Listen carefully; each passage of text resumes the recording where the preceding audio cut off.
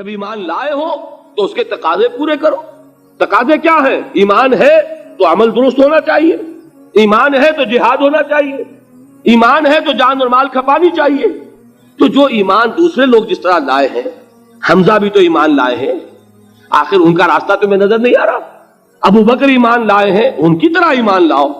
تو انہوں نے کیا کہا؟ انؤمن کما آمن السفہاء، کیا ہم اس طرح ایمان لائے جیسے یہ بے وقوف لائے؟ سفیہ کا لفظ تو سبھی جانتے ہیں، یہ سفہاء کسے کہہ رہے ہیں؟ آپ نے پڑھا تو بہت مرتبہ ہوگا ان آیات کو، کبھی سوچا کس کو کہہ رہے ہیں؟ وہ ابو بکر کو کہہ رہے ہیں، وہ حمزہ کو کہہ رہے ہیں، وہ عمر کو کہہ رہے ہیں. انہیں تو کوئی ہوش ہی نہیں. 2 مرتبہ حضرت ابو بکر نے وہ کام کیا ہے کہ ہر ورلڈلی وائز انسان یہ کہے گا کہ حماقت کی ہے، جس کے سامنے دنیا ہے. جب ہجرت کے لیے حضور تشریف لے جا رہے تھے، 40,000 درہم کا سرمایہ تھا جبکہ حضرت ابو بکر ایمان لائے. لیکن اب وہ روپیہ کہاں خرچ ہوا؟ بلال کو خریدا، روپیہ دے کے خریدا یا ویسے خرید لیا؟ آزاد کر دیا. ابو فقی کو خریدا، آزاد کر دیا. 6 ہیں غلام اور کنیزیں محمد رسول اللہ پر ایمان لانے والے، جن کو ابو بکر نے اپنے پیسے سے خریدا اور آزاد کیا. یہ روپیہ تو پگھل رہا ہے نا. اب جو تھوڑی بہت پونجی رہ گئی ہے، تو جب حضرت حضور ہجرت کے لیے تشریف لے جا رہے، وہ ساری پونجی اپنے ساتھ لے گئے، گھر والوں کو چھوڑ کر گئے. بوڑھا باپ اندھا ابو قحافہ بعد میں وہ بھی ایمان لے آئے. اور یہ ابو بکر ہیں کہ جن کی 3 نسلیں ایک وقت میں موجود تھیں مسلمانوں کی. ابو قحافہ مومن، ابو بکر مومن، اور ابو بکر کی اولاد مومن، عائشہ، اسما اور ابو بکر اور عبد الرحمن ابن ابی بکر. یہ کون ہے؟ تو 3 نسلیں جس کی بیک وقت رہی ہیں ایمان میں، وہ شاذ لوگ ہیں، ان میں ابو بکر ہیں. لیکن یہ کہ اس وقت تک ابو قحافہ ایمان نہیں لائے تھے، والد نابینا تھے. تو والد ہے، بیٹیاں ہیں، حضرت عائشہ، حضرت اسما، حضرت رضی اللہ تعالیٰ عنہما، بیوی ہے.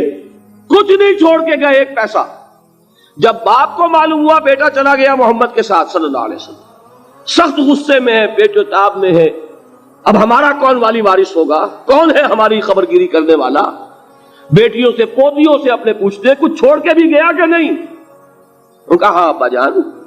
کیا کیا انہوں نے؟ کبھی پڑھے ہیں واقعات؟ کچھ کنکر روڑے لیے، ایک کپڑے میں پوٹلی بنائی اور اندھے دادا کا ہاتھ اوپر پھروایا. دیکھیے دادا جان یہ چھوڑ گئے ہیں، یہ مال ہے، یہ سونے اور چاندی کے سکے ہیں، ابا جان ہمیں ایسے نہیں چھوڑ کر گئے. واقعہ کیا ہے کہ ایک پیسہ نہیں چھوڑا ابو بکر نے گھر والوں کے لیے. سب کچھ لے گئے کہ کیا پتا محمد کے ساتھ جا رہا ہوں، کس وقت کیا ضرورت پیش آ جائے صلی اللہ علیہ وسلم. تو یہ کوئی عقل مندی کی بات ہے؟ اپنے غریبانوں میں جھانکی آپ یہ عقل مندی کریں گے؟ لیکن یہ کہ اس کو کون ہم میں سے عقل مندی کہے گا؟ اسی طریقے سے جب غزوہ تبوک کا وقت آیا ہے، وہ واقعہ تو بہت مشہور ہے. حضرت عمر فرماتے ہیں کہ اس زمانے میں میرے پاس اتفاقاً پیسہ بہت تھا. میں نے یہ سوچا دل میں کہ اس مرحلے پر تو میں ابو بکر سے بازی لے جاؤں گا. مسابقت ان میں بھی تھی، لیکن نیکی کی مسابقت، خیر کی مسابقت، انفاق فی سبیل اللہ کی مسابقت. تو میں نے سوچا کہ میں بازی لے جاؤں گا. میں نے کیا کیا؟ کل دولت جو تھی اس کے 2 حصے کیے. ایک حصہ گھر رکھا اور ایک لا کے حضور کی خدمت میں پیش کر دیا. حضور نے پوچھا کہ عمر گھر والوں کے لیے کچھ چھوڑا؟ کہ جی ہاں، نصف کیا میں نے. اب وہ آئے ابو بکر، پوچھا حضور نے ابو بکر گھر والوں کے لیے کچھ چھوڑا؟ کہ نہیں. صدیق کے لیے ہے خدا کا رسول، بس گھر میں اللہ اور اس کے رسول کے نام کے سوا کچھ نہیں چھوڑا. پروانے کو چراغ ہے، بلبل کو پھول، بس. اور صدیق کے لیے ہے خدا کا رسول، بس. مجھے گھر والوں کے لیے کچھ نہیں چاہیے. یہ کام جو ہے، تو یہ جن کا ہم اس وقت ذکر پڑھ رہے ہیں منافقین، ان کے نزدیک حماقت تھی یا عقل مندی تھی؟ یہ سمجھداری تھی یا بے وقوفی تھی؟